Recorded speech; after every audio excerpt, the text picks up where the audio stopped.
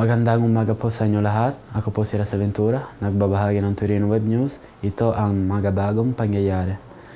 Biyernes, April 23, 2010, 9 am hanggang 17:30 sa Teatro Carignano. Doon ay isang kaganapan na inayos ayon sa ang Intercultural Center sa Turin.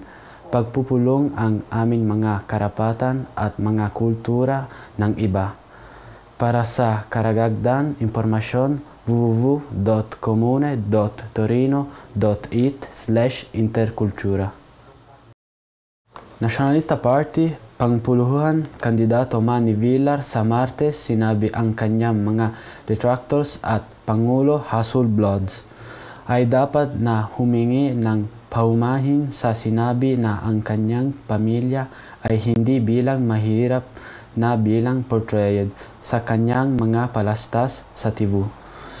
Villar issued ng hamon matapos kopya ng sertipiko ng pagkamatay ng kanyang kapatid na lalaki, Denny, pati pa rin ang transfer certificate na titulo ng Villar bahay sa San Rafael Village sa Navotas na nagsimula nagpapalipat-lipat sa online at may panapi sa mga haligi ng pahayagan mula noon Sabado.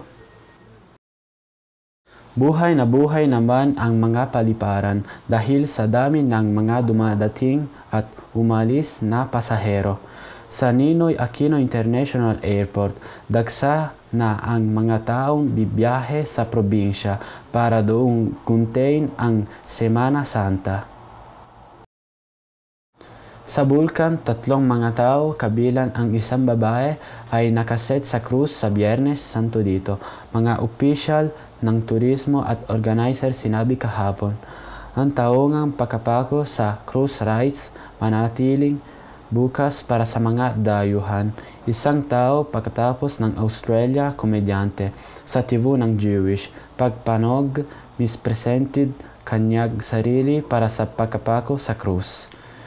Gayuhan ang mga opisyal ng turismo at organizer ng taungang rights sa barangay kapitagan sinabi kahit sino nais na sumali sa pagkapako sa cruise ay may magdanas maghigpit magpagsuri.